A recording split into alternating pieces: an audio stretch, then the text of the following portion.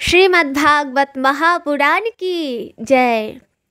আজকে শ্রীমদ্ ভাগবতমের প্রথম স্কন্ধের প্রথম অধ্যায়ের তৃতীয় শ্লোক নিয়ে আলোচনা এবং বিশ্লেষণ করব। তো চলুন শুরু করা যাক। আর শুরু করার আগে শ্রীমদ্ ভাগবতম বা ভাগবতজির দর্শন করে নিন।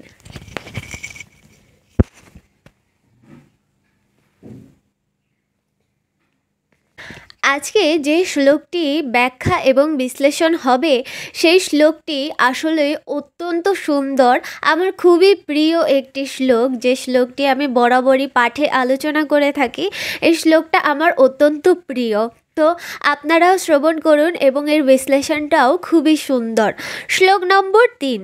নিগমকল্পতরুর্গলিतं ফলম শুকামুখাদমৃতদ্রবসংयुतं পিবত ভাগবতম রসমালয়ম মুহুরঃ রসিকা ভুবি ভাবুকঃ।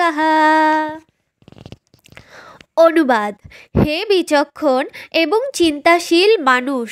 এখানে বিচক্ষণ এবং চিন্তাশীল দুটোর কথা উল্লেখ করা হয়েছে। কল্পবৃক্ষরূপী বৈদিক শাস্ত্রের অত্যন্ত সুপক্ক ফল শ্রীমদ্ ভাগবত আস্বাদন করুন। দেখুন এখানে কি বলা হয়েছে, কল্পবৃক্ষের কথা।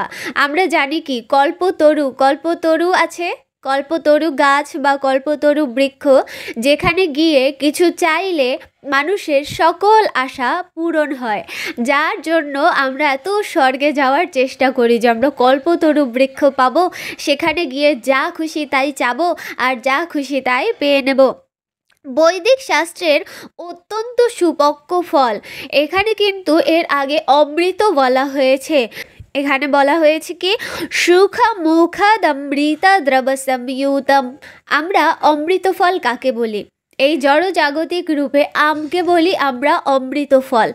আম এমনিতেই খুব সুন্দর এবং সুস্বাদু একটি ফল, কিন্তু এই আমকে যদি তোতা বা যে কোনো পাখি এসে আস্বাদন করে, তারপরে যদি এই ফলটিকে পাড়া হয় এবং খাওয়া হয়, সেই ফলটি কিন্তু অত্যন্ত মিষ্টি হয়, তাই না?